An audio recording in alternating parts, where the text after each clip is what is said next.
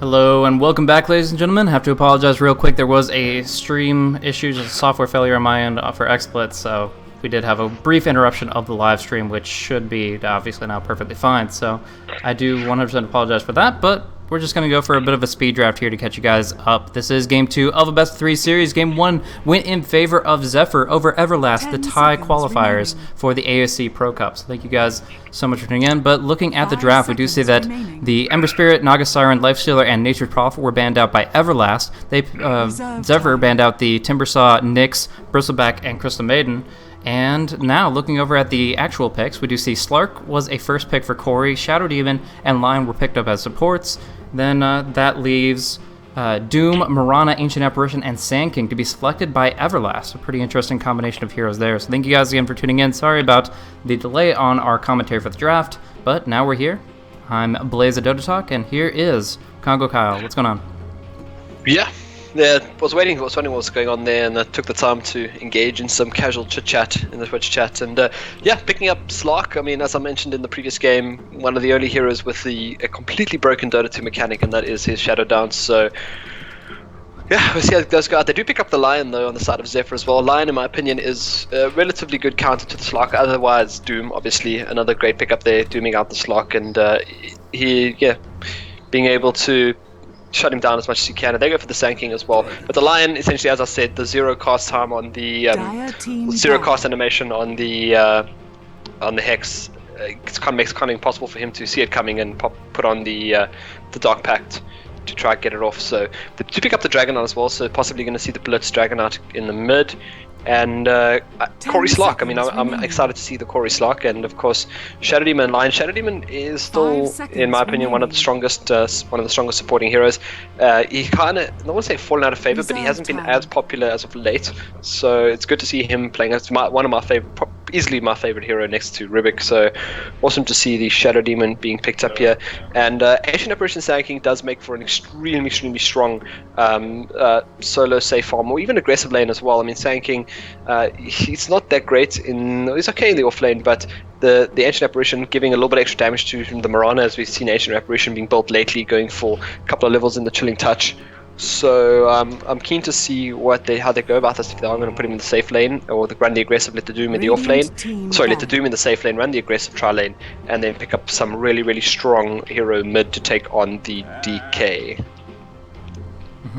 So this should be a pretty interesting combination. I mean, if they can get some really powerful ulti combos off, especially now with the Elder Titan pickup and his natural orders, magical damage amplification, they really can do a lot of work. The Epicenter, the Ice Blast, it's such a great tool to bring down their opponents. As well, they will be able to deal with the Slark pretty handily with that AoE stun from the Burrow. So they do have a lot of great tools to prevent healing from the Slark, to disable him in his undisableable state, and really just to accomplish a lot across the board. But we are seeing a bit of a shift up of how things are going to play out with the Zephyr lineup, now putting Sexy Bambo on the Slark. But going on into formal introductions, once again, thank you guys so much for tuning in to the AOC Pro Cup, the second game of this best of 3 series between Zephyr and Everlast. So, starting things off, looking at Zephyr's roster, I'm going to be seeing Big Deal Eosin running on the Lion. He's going to be starting off just supporting things up on the safe lane here. Then we do have Blitz once again picking up the Clockwork for the mid lane, getting pulled a couple tangos, starting off with the Stout Shield rather than the Magic Stick this time around. Anyways, we are going to be seeing Dragonite played by Corey, and number 1 Dragonite is a pretty interesting thing to see here. Along with that, hello everybody, it's Purge running on Shadow Demon, going on the top lane for the moment. Going to be supporting up, of course, but it might be actually a dual lane between him and Slark, as Sexy Bambo will be picking up the final hero, the Slark, on the off lane for the moment. Yeah, and over on the side of Everlast, we've got Noki playing that Sand King, Ancient Apparition being played by TNT, Mirana being played by Bungzel. How do I say that? Bungzel Roti. And then, of course, the Doom in the mid once again. It's going to be Superfly, and then off lane, it's Lodic on the Elder Titan. Now, Elder Titan up against the Clockwork. That makes life a little bit difficult, I think, for Everlast. The cog simply, when you do get that big ulti down, big Earth Splitter, cogs can really disrupt the team fight line, because if they do get in a really tight place, they're going to struggle, I think, a bit to get the they're going to struggle to get the heroes in there to do a little bit of damage, and yeah, and that's Clockwork. Now, still not really counter, but does make life a lot more difficult. But on the other end, I mean, look, talking about the safe lane Dragonite, I'll be honest, I'm not the biggest fan of a safe lane Dragonite. I feel he benefits a lot more from the mid. I think this could have gone really, really nice for them if they had this Locks farming in the safe lane, Clockwork in the off lane. But Dragonite benefits from the mid because he's naturally really tanky, and he's able to, you know, farm quite nicely with he's able to push the equilibrium in the lane back, control runes a bit better, I think, than Doom can with pushing up the lane. So it's interesting to see that they're running it like this. But in the meantime, as you said, top lane, oh no, missing the leap. Could have tried to pin down Mirana, but unsuccessful. Usually you'd see Mirana skilling up the leap, but I guess she wasn't facing the right way, and now trying to find an arrow onto Purge. Just going to hit a lot of creeps here, and in the end, no kills will be possible. But yeah, usually you would, in the disruption, skill up your leap and then panic click it so that you don't get hit by the pounce.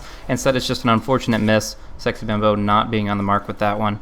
But anyways, it's just it's interesting the setup right now, as Sand is mostly focused on roaming about. Now finally has a stacked up easy camp, and will be able to farm up towards his level 2. But meanwhile, it's the same matchup that we saw in the mid lane previously. Actually, action on top, big damage coming out on Ancient Apparition is going to be the kill. First blood for Purge and Sexy Bimbo specifically. So very nice way to start things off is to get that early kill, but like you said, it's not on the most prominent of heroes, where Corey was expected to be like a more, I don't know, active hero if he was picking up like the Slark and they ran the DK mid. That would have been something, but putting it this way is a little bit unorthodox, and I'm not sure if it's superior, but we'll see. Right now, damage coming in.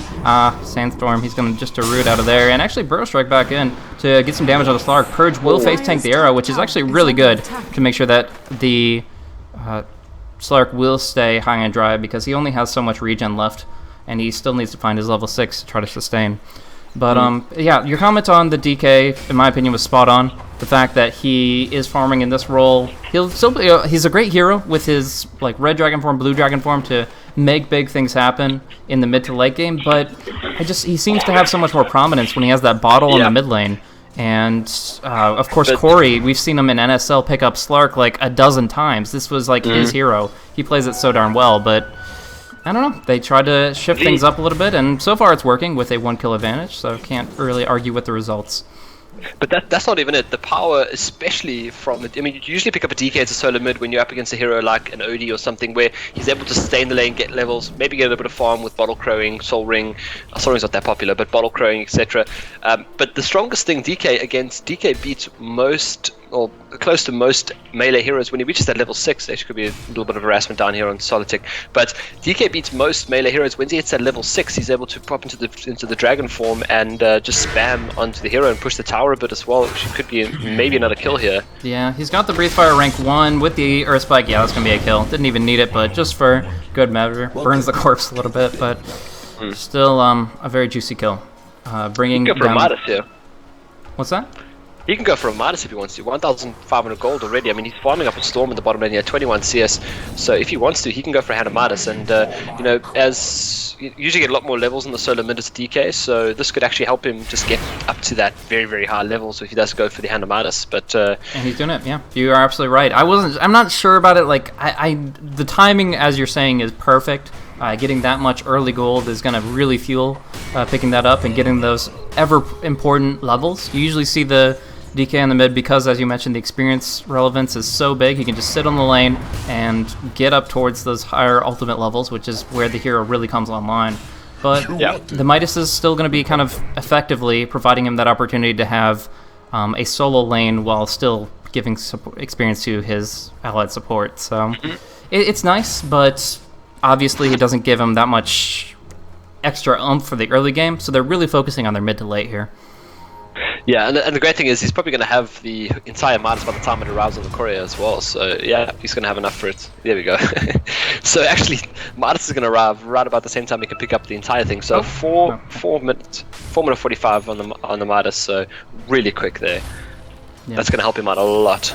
Just going to go for the melee creep, so it's not as much experience as if he rotated around for maybe one of the Hellbears or whatever gets stacked up here. Centaur as well is a nice option, but a bit of a rotation that he doesn't need to do is he's getting free farm here, and that just gives him tons of gold. But in the mid lane, damage coming out. No Burrow Strike after the fact, though, and that means Splits will be able to just walk away, fortunately for him.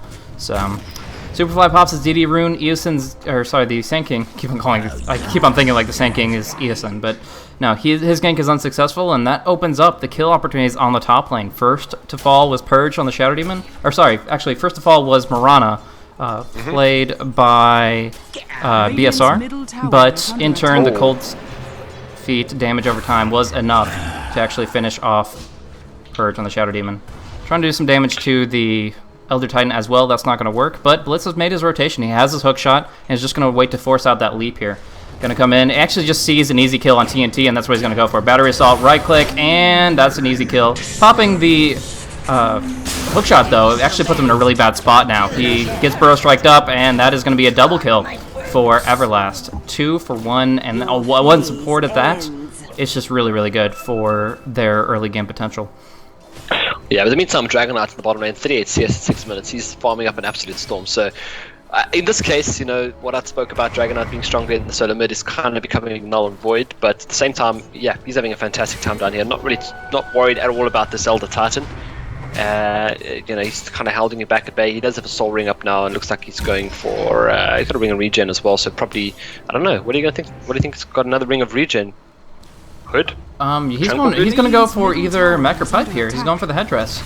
So we have seen it's a very old school build. Chinese teams, when they first started picking up DK before anybody else was actually to rush a pipe on the Dragon Knight. And I think that's what it's going to be. I think he is actually going to go for that classic Chinese build because, first of all, he has a bunch of innate tankiness with the natural armor. Because of his Midas and the safe lane farm, he's going to get it at a great time, where even if they get hit by an Ice Blast and an Epicenter, they're still just going to shrug it off and keep fighting. And that's just something that you can't say about Mechanism, where if you get hit by the debuff, you can't heal. The barrier will just block off all that stuff, and suddenly you have a second wind in your team fight, and that works pretty well for a team named Zephyr. Yeah, but the TK... I'm not too sure about it. I mean, he has such great farming. He can go straight into something. They are stacking up quite a bit of camps. They've stacked up just the 2 camps at the moment. So if he wants to, he could go into. Actually, rotation coming in from the mid lane. It should. Threading the needle here.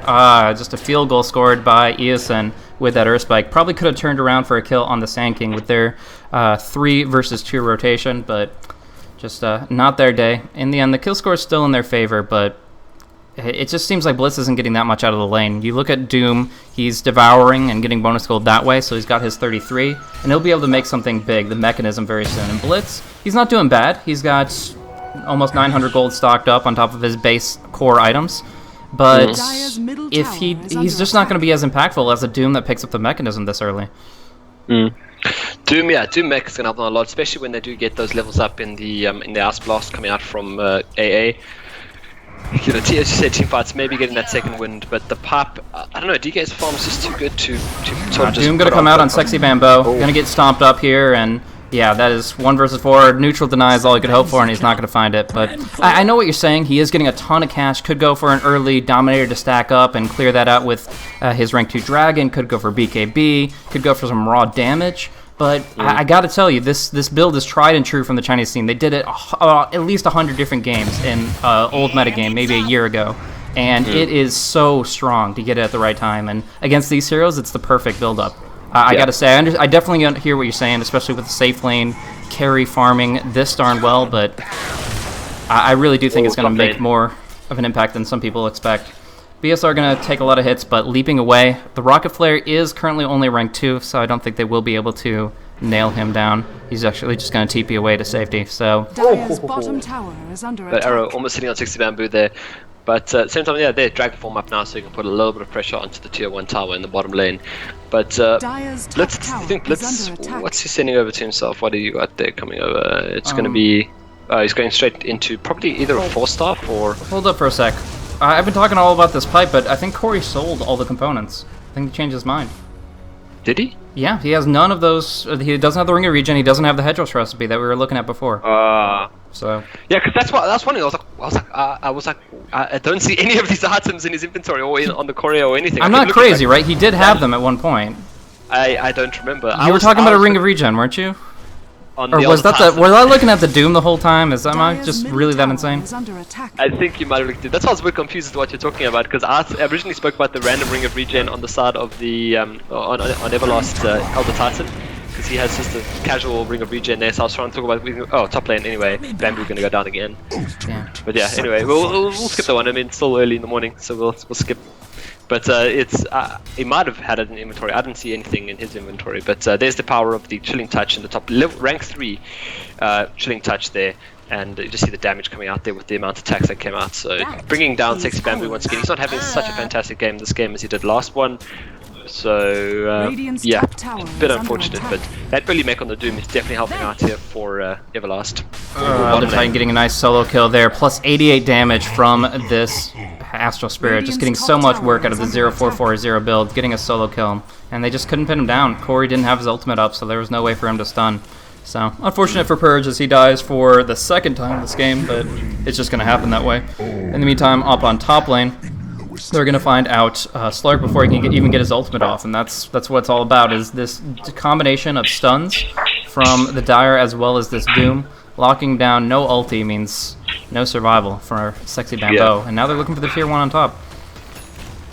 They talk about a little bit of lag as well, but I think Everlast have got this down. I mean, they've got a really great start here. Goldgraph slightly in Zephyr's favour still, but it is making a massive drop down from about 1500, and experience in lead for Everlast as well, up to about 1500. So they are sort of putting this back quite a bit, but we saw last game they had a glimpse of hope in the last game as well, with a couple of team fights that went down for them, and then everything just went sour when the Ember Spirit came out with all his farm. And I feel like we might see similar flavors this game, as he's still going to have an 11-minute Midas treads and drums. Yeah. Sorry, I'm still kind of like lost my confidence. It's that pipe call over and over. I was like harping on it so much, but you know, I think it's just this Doom cosmetic looks so much like Dragonite, and I think they just need to turn him purple so that nobody gets confused. So that would be. It's I do remember. I do distinctly remember the DK thing, but that's why I couldn't find the items. I'm looking at crap. Did he drop them on the floor? What are you talking about? No, I was definitely clicked on Doom when they picked up that headdress, and freaking lost my mind from there. But we just turn Doom purple, and everything will be a-okay there.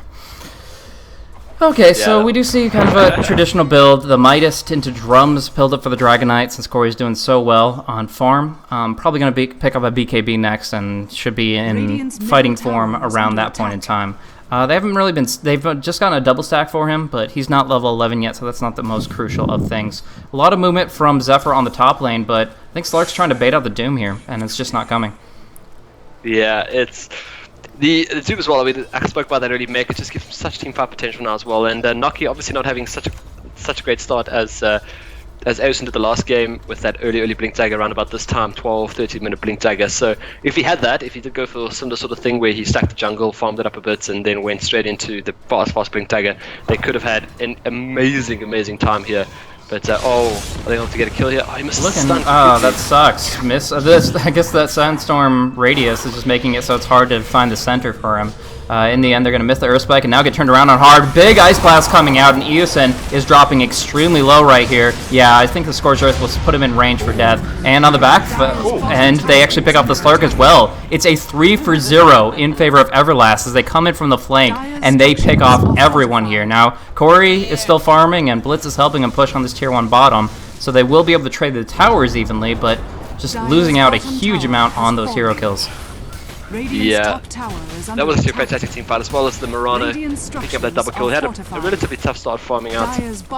They're getting zoned out a bit by Purge, but now a double kill will bring him straight back up to speed. And he looks like he might still be going for a very late hand of Midas. Has got the, yeah, there you go, very late hand of Midas coming out here on the bottom. But nice use of the Mirana ulti as well, if they're going to try to catch off Bamboo again. Is Doom still online? Doom is online, so if they do come forward here, Sexy Bamboo could be in a lot of trouble. Yeah, but they saw it. They had this Radiant Observer Ward in place here, and it just barely caught the edge of it. That's why they defensively went under the tower and even dropped the Sentry Ward to try to counter-initiate. Now we do see a attempted hook. He's going to force that forward, and that's going to... again with the cogs. Very unfortunate. This is exactly what happened last time with the Storm Spirit, but they previously had a Blink Sand King to help clean things up. Unfortunately, in this case, it cost them a kill, because they definitely would have had him if they had him in those cogs. In the end, though, they don't die, and that's a pretty big deal against the Autumn Ultimate. The fact that they saw that coming, got the sentry down, and were ready to act just shows that they're very aware of that threat. Yeah, and ET's getting involved now as well. I mean, he didn't have the best start in the bottom lane as well. Still has that casual Ring of Regen, and they are looking for him. They won't be able to cancel the stun here, I don't think. Yeah, not going to be enough. Not going to get enough for the Hex either. Level 1 Hex. They are going to get a tier 1 tower for this though, so it's not low love loss, but mid lane as well is taking quite a bit of harassment here, and will drop down as well probably if they are going to TP in and defend after this, which they should, I think. No, it's way too much. Don't have a glyph either, so they won't be able to defend that. DK has since joined the team fight, so we might see a little bit of difference here. He's going to go straight for that BKB. 1,300 gold, has the Yoga Club, so BKB going to be up for him pretty soon. Slark, on the other hand, hasn't had the best. I mean, Slark is a hero that does scale extremely well with farm and kills. 2 for 5 at the moment, 48 CS at the 15-minute mark. It's not what you want on your Slark, and as you mentioned, Corey played the Slark. Oh, Arrow. No, it wasn't Arrow. Oh. Could be problem for Rati. There is a Finger of Death available. They will get the Mirana kill, but this actually could be pretty bad for them. If they come in here, they have the Blink's Burrow Strike, but they don't go for it onto both of them. They just go to pin down Sexy Bambo. Now he's going to go Magic Wand, but gets doomed up and won't be able to make it home safely. If they had actually perfectly timed the Blink Burrow, they would have taken down Lion as well, but in the end, it just turns into a Mirana for a Slark trade, which is okay, but if they don't push out on this tier 1 to follow through, it doesn't really change the pace of the game too much. And in fact, Corey opening up on the tier 1 and mid really is making them forced into a decision, forced into a position where they have to defend this tower and not really get anything in return. It was an even exchange in heroes and a loss as far as towers go. Yeah, and well, even exchange more or less, but this is sort of the carry Mirana for them. But at the same time, I mean, the Doom I think is doing so much work this game. I mean, last game it was kind of set back a bit by Ember Spirit just absolutely free farming. But looking at, I mean, I haven't seen Corey play that often. I think this is probably the second game I've ever seen him play. But from what you're saying, I mean, he's sort of a snowball player. We saw in the last game with the Ember Spirit how he snowballed out of control when he got a little bit of farm. I can only imagine what would happen if he was on the Slark and this lineup was changed around just a little bit. I mean, obviously Zephyr had the plan, and I have a feeling that it might still work out with whatever they're going for. But we'll have to wait and see. I mean, it's going to be a really tough comeback for them. If they're losing at the moment at about 1,000 gold, still a bit of an up and down in the gold graph, but experience-wise, they're sitting down at about 2,000. So problems here, maybe Blitz, 4-staff away. Yeah, I don't know. I mean, I definitely think that they're going to be able to accomplish a lot with Corey, but I just kind of feel like this Slark is almost a wasted pick now. He's essentially a walking pounce. He will pick up his drums and eventually be able to move towards BKB himself, but it just feels like it's taking a little bit too much time. And if he gets hit by the Ice Blast debuff, his teamfight presence is nil. So it's just pretty awkward phase for him, as he wasn't able to accomplish enough on the top lane, now being only 5,000 net worth, which isn't the worst, but isn't enough for such a greedy hero. Such a hero that can benefit so much and go wild when he can get those essence shifts off with that large amount of farm to back it. As well, I mean, looking at the let's look at the drums on Slark. I mean, ever since the change to Slark, drums haven't exactly been the most popular hero. If you look at the stats on, I mean, there are a couple of sites out there that show the stats on items and stuff, especially on heroes like Slark. Drums hasn't really been that popular of a pickup since, you know, with his ultimate and stuff. In the old ultimate, you needed the movement speed, because if they had a vision of you, you would be able, you could still pop the drums to try and get away. In this case, you know, it could still work out. Obviously, when he's on ultimate form, getting that max move speed at usually about level 11 or so. But going for the drums, BKB, I think rushing at BKB would have probably been the most important thing for him, or something along the lines of a Basher maybe. Some Slarks with great starts will go straight into that Scotty as well, but the Slark unfortunately not having the best of times. Yeah. Now, he did go for a build that prioritized the Dark Pact, which means that he's able to farm the jungle much more rapidly, and that's a very effective thing for him. Because he's been able to come back a little bit here, has his treads, drums, magic wand. That's more than he would have if he wasn't jungling, but it's still, it doesn't seem to fit the bill here. We, however, have the Blink on Sand King, a good ulti from him, and suddenly the game turns around, especially if you have the Elder Titan and the Ice Blast to assist. So we do see the Ice Blast coming out, cogging in. Superfly, they actually get hit pretty hard here. DK, however, has the BKB up, so he's happy to burn down Lucifer, but He will buy back, he will try to TP in, and that will mark the retreat of Zephyr, who are actually smoking away. Just for the movement speed boost? I don't know. There's probably no surprise factor here, but it looks like they're going to try to turn it around. Sand King goes for the burrow onto Corey. Took a decent helping of damage from that breathe fire, but the smoke was awkward. But now they're at a kind of a standstill, a little bit of, I don't know, an impasse, I suppose. Yeah. And Corey said, I mean, the bottle as well on the Dragonite's probably one of the biggest things for being that solo mid is that he doesn't have great base mana regen, only 1.8, so, and also his mana pool is relatively small, so the bottle helps out a lot, especially these intermittent phases where they take an okay team fight, get a couple of kills, maybe put a bit of pressure onto the tier 2, and then immediately he's able to drop back, bottle up a bit, but at the moment now he has to sort of run back to base, get his mana up, and then sort of, TP back to base in fact. So that's one thing as well, one plus as well for DK going into the solo mid, getting that bottle up nice and early. But on the other hand, I mean, they do pick off the line at the bottom lane. Nice quick pick off there for the Doom, who didn't in fact use Doom. Just has that blink dagger again. I like the blink dagger on Doom, the blink stun. It's fantastic. I mean, they did get a nice kill. I mean, a kill's a kill, but he also rotated 3 heroes, smoked up, and used Epicenter just to pick off a Lion. So I think they were looking for a little bit more from that. They didn't necessarily get it, but at least they're going to be able to snag a bit of the jungle here. Farming on the east with the other Titan, sandstorming up in the central area with the Sand King, and forcing Corey to just sit on the Ancients for the most part. And that's where he's committed most of his Elder Dragon forms for this game, is just trying to cleave these down, either pushing on tier 1s or cleaning up the Ancient Camp, and that's what's been facilitating his mid to late game carry potential, as we were talking about. Now has his Crystallis on top of his 10-second BKB, or 9-second BKB, sorry, and is just so strong right now if they do go head-to-head.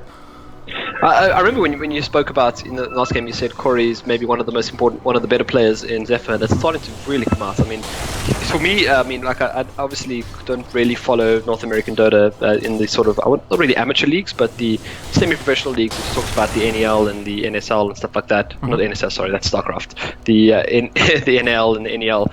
No, which one was the American one? Was the NAL, right? The North American League. Yeah, and the SCCS and stuff like that. So it's great to see a player like this man. He's playing absolutely fantastic, and I really look forward to seeing him in the future. And but at the same time, I mean, he could be their saving grace this game with that BKB. Like I spoke about the Hand of Midas accelerating his experience. He's 2 levels away from that big bad blue dragon. So I mean, the next big team fights, if he does get up that data list before the next big team fight, once he hits that level 16, it's going to be absolutely insane. I mean, he's just going to wreck in team fights, and he does need a little bit of lifesteal. I think maybe get the Helm of the Dominator immediately afterwards. But once he gets up that BKB Satanic Daedalus, I fear there's nothing that Everlast can do to bring him down. I mean, he's just going to do so much damage in those big team fights. I mean, surely his supports could get picked off pretty quickly. Yeah. But still. And unlike most heroes, Doom doesn't really do much to him. If he gets his Elder Dragon form off, the thing that you're going to nullify is crit, potentially lifesteal if he picks that up, and you'll, I think, nullify the frost aspect, but he still gets the cleave, and he still dishes out a huge amount of damage while being one of the tankiest heroes in the game. So, yes, Doom is okay, and it's usually just the anti-hero that you can say, that guy, screw him, he's not going to do anything this fight. But you really can't say that about a Dragonite once he gets his ulti off. And at the same time, I mean, there's also the AC as well. Can go for the AC, and assuming that Doom might pick one up as well. But he's getting so close to that level 16 now, so we'll probably see them. We'll see Zephyr probably hanging out for a little bit, sitting back, and then heading straight out into maybe a big push and try to force out of quite a big team fight. They still have a pretty good team fight, but up against Everlast, who have an amazing amount of great combos. I mean, Ice Blast, Echo Stomp, Splitter. Epicenter, everything, and they can just top it off. I mean, the cherry on the top is they can set it up with an amazing Mirana ulti, get in position for all this stuff.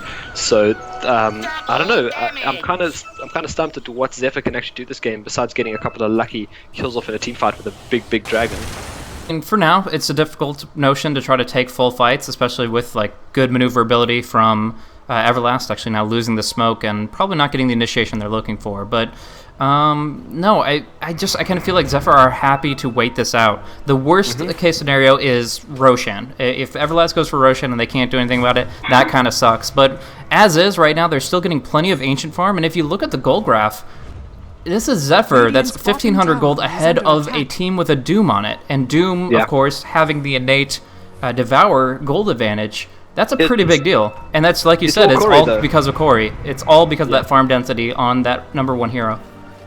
Playing out of his mind. I mean, yeah. I always, whenever I cast, I think, well, this guy's a great player. Now, slowly, Corey becoming a player that I'm definitely going to keep an eye on. I mean, I watched a bit of the what was it they played in the South Korean league where they won? What was it again? Wasn't it the Nexon sponsorship league? Yeah. Was it that one they played in? Yeah. Watched a bit of that, and I mean, that was a glimpse into the potential that Zephyr have. I think they won it, did they not? Oh yeah, definitely. They took the last series complete sweep. Yeah, so I mean, definitely one of the players, and hopefully we'll see Corey road to TR4. Yeah, Zephyr and Corey road to TR4. But no, they're actually going to contest this here. Blitz coming in. They are going to jump hard on it, but Blitz doesn't have a BKB, so putting himself really... Wow, did they just go for a snipe and miscommunication? I don't know. But they're not even all here. Corey is pushing on the top lane while they're trying to siege Roche. This is a huge misplay from Zephyr, and it might just cost them. They're going to lose Purge as well. They bought back on Lion. What the hell just happened from Zephyr? Yeah, both of them this time I think, and now they might lose Corey as well. That would be atrocious, but they do pop the BKB as a TP scroll. I think he'll be fine. But can't say the same about Eosin, about to die a second time as the Blink Stomp comes through from Doom, and that was atrocious. Corey getting hit by the Epicenter now. Nice Dragon Tail to cancel it out the last second. I think Noki maybe hesitated a little bit on using his ulti, and as a result, the turn radius didn't impact the fact that Corey was able to stun him out. But man, oh man, was that just unfortunate. I mean, I know Blitz was just going for an Aegis snipe, but however they communicated it, 3 people committed to that, and not one of them should have been there in the first place. So the end result is Roche didn't even fall in their presence, and in fact, they fed away a number of huge kills. Yeah. And maybe problems here for Noki, but wow. Not taking any damage, blinks away immediately, and now I'm just going to carry on with that Roshan. And fight will ensue as we do see the pounce and hookshot connecting, so they will get him, they will get a gem, but now locked in with the Elder Titan Stomp. The Roche is dropping low, but nowhere near lethal range. An arrow will fly and completely miss, and now Zephyr are surging back. They're trying to fight this Roche, and I'm not sure if... I'm really not sure if this was actually in some capacity their plan, where they knew they couldn't take one fight, but with the fact that Everlast don't have sustain, that they could maybe take the second one, get their second wind out of the west. But one way or another, they're living it, just really pushing the envelope on this one. Going in, they get the Aegis the Immortal on DK. Corey's going to be able to do work with that, but Sexy Mambo trades his life for the Elder Titan, but they do get the gem. I don't know if that's the second gem, but we'll have to focus on the fight right now. Lincoln Sphere popped off from BSR, and I think a retreat. A blink nuke could come in from Doom, but it would be a very unwise maneuver. However, Sand King jumping in and Blitz should fall. The defensive disruption only delaying the inevitable. Yeah, that was a bit unfortunate. I mean, giving the it's one of those heroes. I mean, I always talk about this when I cast games, about the sort of priorities when it comes to who should pick up the Aegis of the Immortal. Now, Corey, obviously being one of the stronger players on the team now, having a lot of farm and a Daedalus up as well.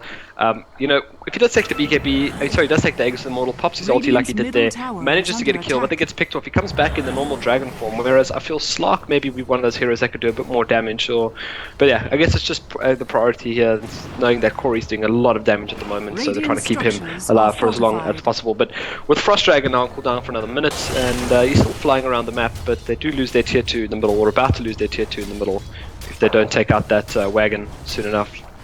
Or I'm just going to deny it out. Yeah, so we'll have to hope and pray that Corey can do something great with this Aegis of the Immortal.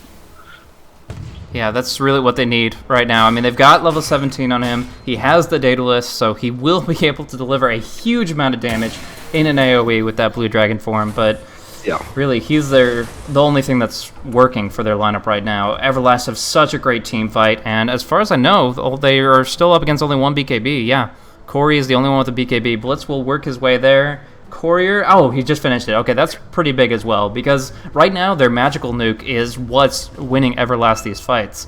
I mean, the Ancient Apparition, the Sand King, you combine those two together and you can win any fight in the book against a team that's not immune to magic. So now going in, they're going to go for the burst strike. They're dooming up Corey, but he has his Aegis. Defensive disruption as well to dodge out the Ice Pass. They're wasting so many cooldowns, and I think that Zephyr still has the gem, so they will lose Lion, but now doing a lot of damage with the Slark.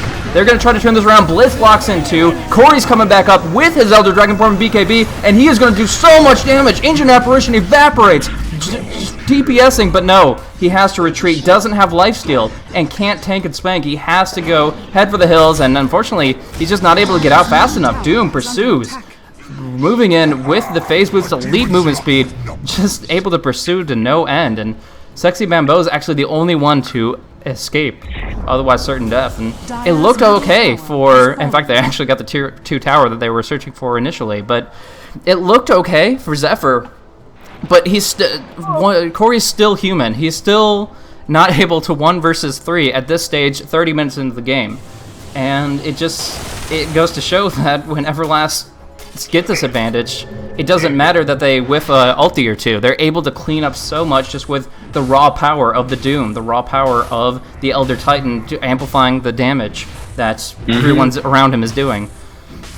Yeah, that was actually really played as well on Purge to get the sort of waste the ice blast on the DK as well. But he came back alive, and I was expecting really big things. And I saw the one big crit, but it was, and I thought, whoa, he's actually going to kill everything. But then he took so much damage all of a sudden from the Elder Titan as well as the Doom and the Morana, who was just aching him from the side. And let's not forget that he tried to stun out Noki on the Sand King, but he got his ulti off, and that did a lot of damage and essentially almost helped wipe out the entire team. But a 4 for 2 trade, I think, coming out in the end for Zephyr. 11 to 22, and I mean the goal graph is still only 2,000 ahead for Zephyr, but at 4,000 experience lead for Everlast. So it's extremely strange that they're holding on to this tiny lead, and it's actually might even help them win the game in the end. We'll have to see. Obviously, magical nukes do taper eventually, unless you're focusing on like Veils and Ethereal Blades to make sure they're always relevant. And that means that the Sand King, still level 13, is going to be making less and less of an impact each fight. But I still have to say that this Ancient Apparition ulti is always going to be relevant. The Shadow Threshold, the lack of self-healing, if they can get that on any target, they're feeling pretty good about themselves. But yeah. Still, they're holding strong, like you said, the gold lead despite all these losses as far as kills. And yeah, it might just be enough that they can gain control back. But for right now, Doom is looking pretty good, has been farming up extensively, 12.3k net worth, and he has the Blink Shivas and Mechanism. But also looking over at Morana, she has farmed up even further at 16.1k and has found the Lincoln Sphere, the Demon Edge, and what just might be a Monkey King Bar or Daedalus, depending on if she sees evasion coming out of any of her opponents. I would go for the MKBs, and Slark will probably go for the Butterflies if this game does go late. Looking at the late game, however, I have to say it kind of does favor Zephyr.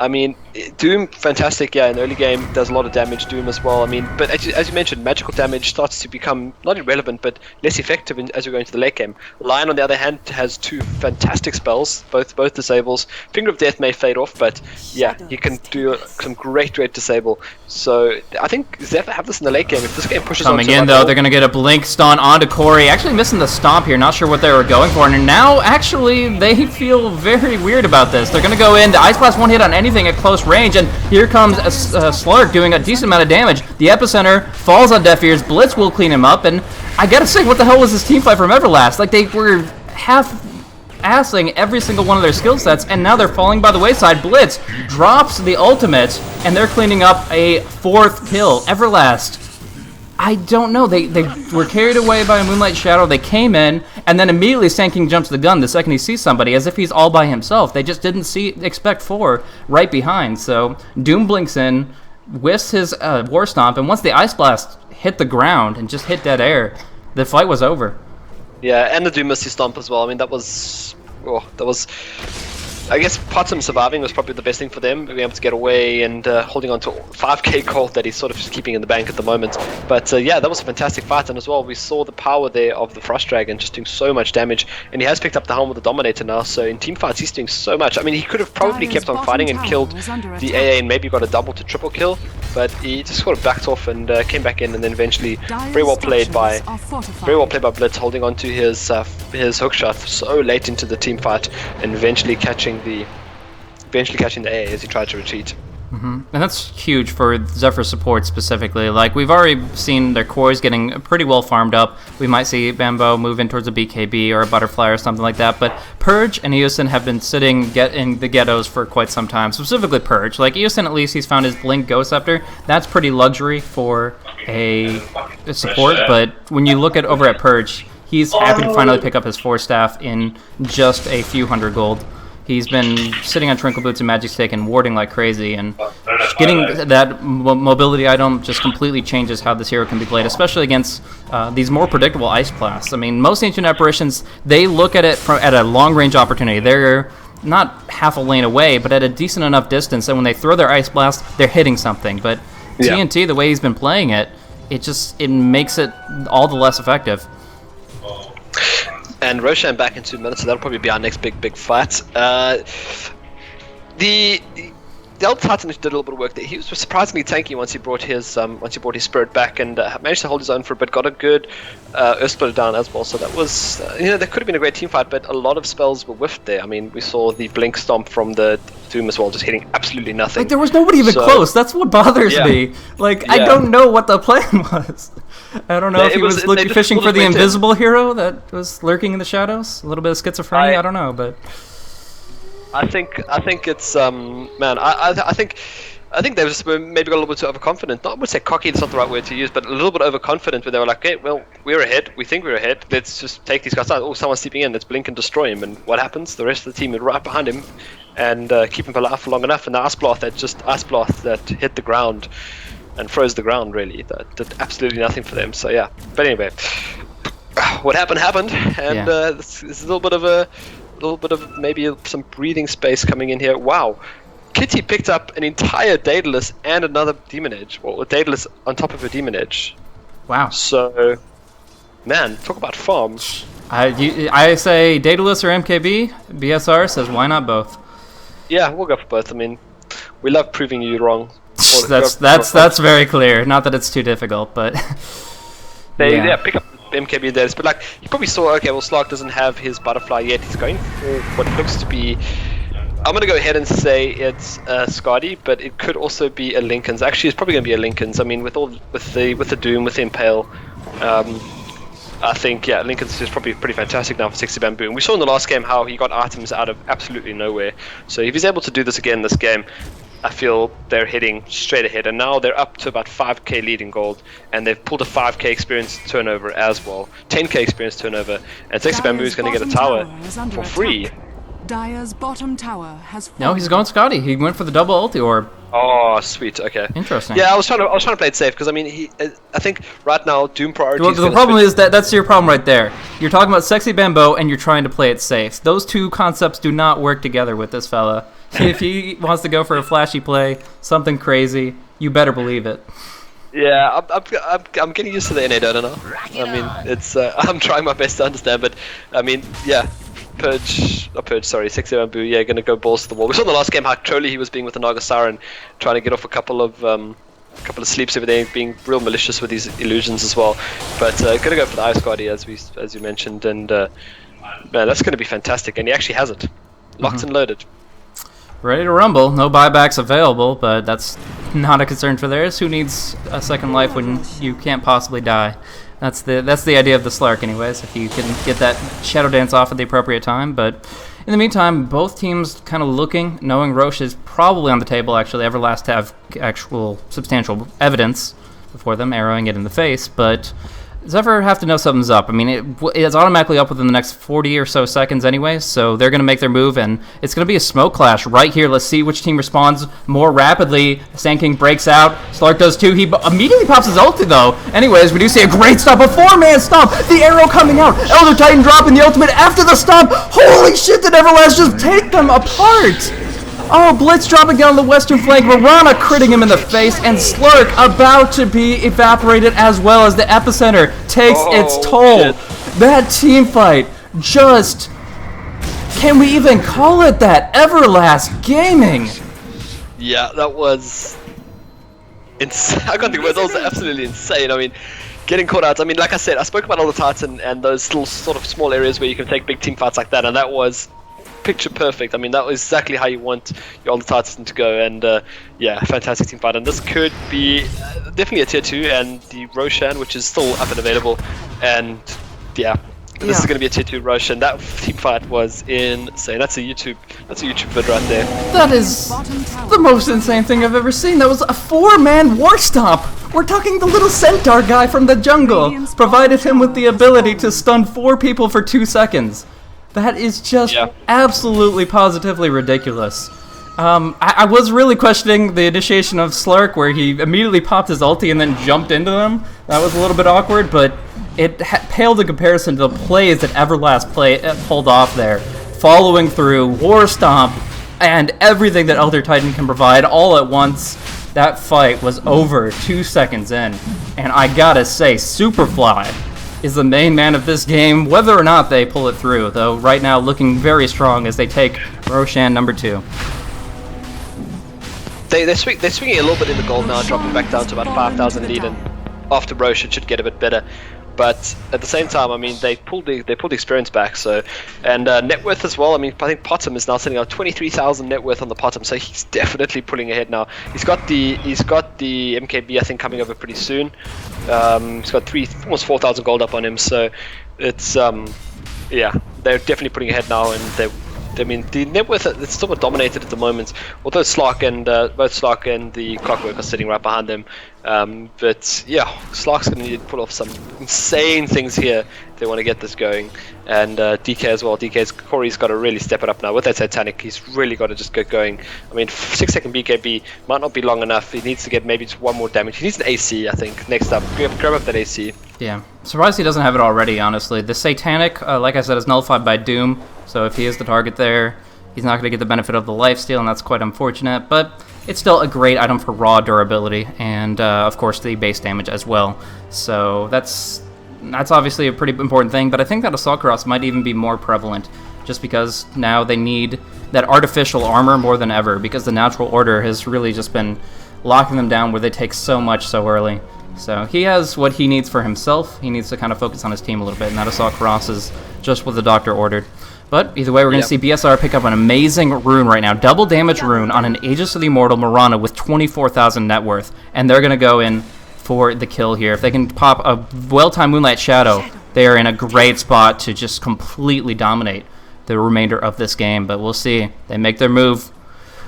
Celemania guiding them, and they're going to be going bypassing Eosin, possibly? No, they see him, they found him, and he is gone. Now coming in, oh, they should just run. They could not possibly fight this, but the Doom comes out. He can't TP away. I mean, they can disrupt him if they want, but that's not really going to help the situation. Purge is certainly going to die. I believe Corey guaranteed to fall as well. Wow. And it is looking bad for Zephyr. Yeah. Blitz almost picks off TNT there, but now being baited in for a Blink Burrow, that makes him immediately regret his decision. That is a triple kill for BSR, a killing spree for the Doom, and a wide open tier 3 on the top lane after the tier 2. Well, okay. Yeah. This is crazy, man. I mean, 31-16. I mean, I think the Dota 2 Lounge bets were heavily in favor of Zephyr taking this one here. Everlast, the guys from Thailand, just playing fantastically. They take a tier 2 here.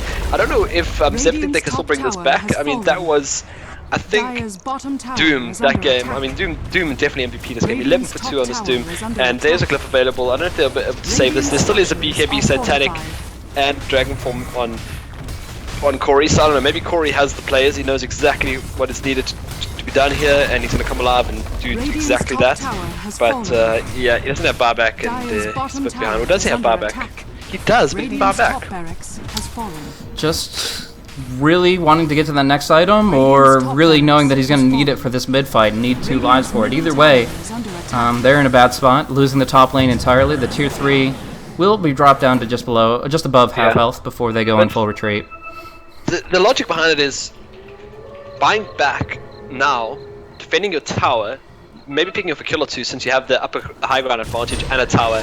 Okay, gonna see some damage coming in. Mirana, nice Finger of Death, but is it enough? The Demonic Purge coming through after the Soul Assumption will not finish him, but Blitz right-clicks with Purge will pop that Aegis there. Now trying to go for the stop, but they interrupt it with the hookshot. Still Noki delivering a huge amount of damage with that Epicenter, and with BSR back up and kicking, he is tearing through Sexy Bambo. The last right-click not gonna crit though, and he is gonna be able to head back to a regen rune and try to defend back at the base. In the meantime, a quick stun coming out from Corey, who popped his other dragon form, needs to stay alive to really have any hope of holding the line here. We do see Sexy Bambo has this flank going on, but 1 versus 4, although maybe his style, not what Zephyr needs right now.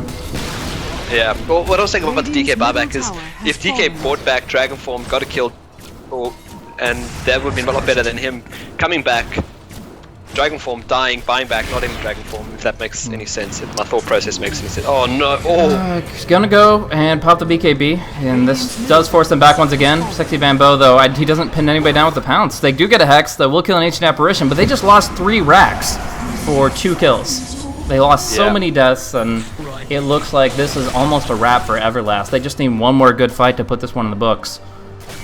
Yeah, and I mean, the DK as well, he was being chased by the...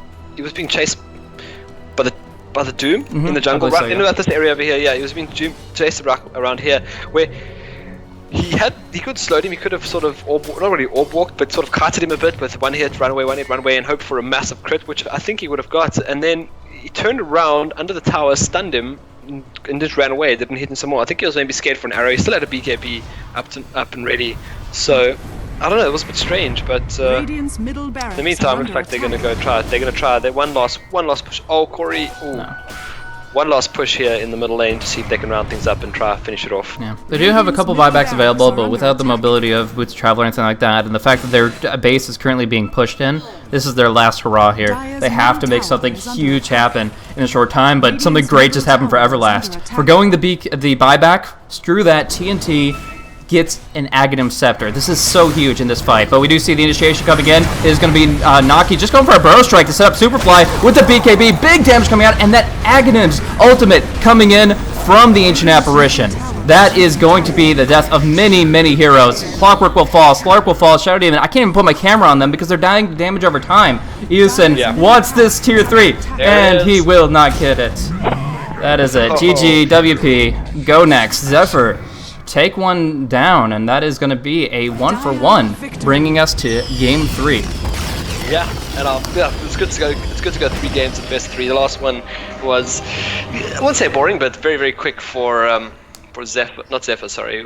But yeah, this is great to go game 3, and I don't know. If I had to sort of give a little bit of an educated opinion to what went down here, I would say down to the laning. I mean, if you said Corey was fantastic on the Slark, we should have put him probably into the safe lane and put the mid. But anyway, I'm not a professional player. I'm just a shoutcaster, so that is my opinion. And I think Slark could have snowballed a lot more with a lot more farm. And yeah, that's about it for this game number 2.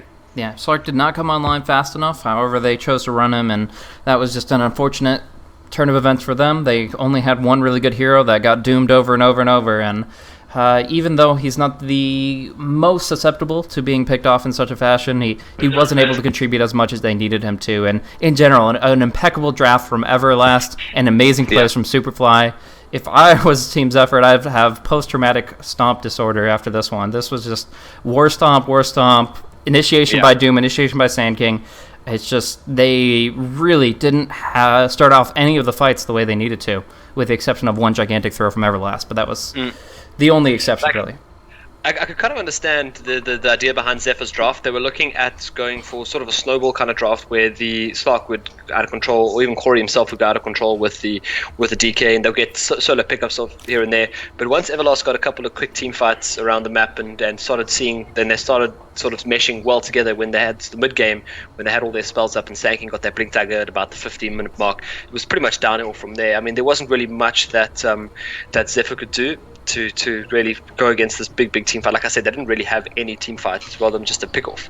And so well played to Everlast, taking it 1-1. Indeed. So we'll go on to Game 3 in just a few minutes here in the AOC Pro Cup. Shout out to AOC, Dota Talk, and DatBet for sponsorship and support of the tournament. Thank you guys so much for tuning in to the AOC Pro Cup, and we will be bringing you guys Game 3 in just a few minutes. Will Everlast be able to seal the deal representing from the tie qualifiers, or will the power of friendship reign true and Zephyr will get their second win? We'll see in Game 3. Thank you guys so much for tuning in. If you guys are curious about us as casters, I am Blaze. You can check me out on twitter.com/blazecasting. He is Congo Kyle. You can check him out at twitter.com/Congo Kyle or facebook.com/CongoZA. We'll catch you guys in the next one. Thank you guys so much for tuning in.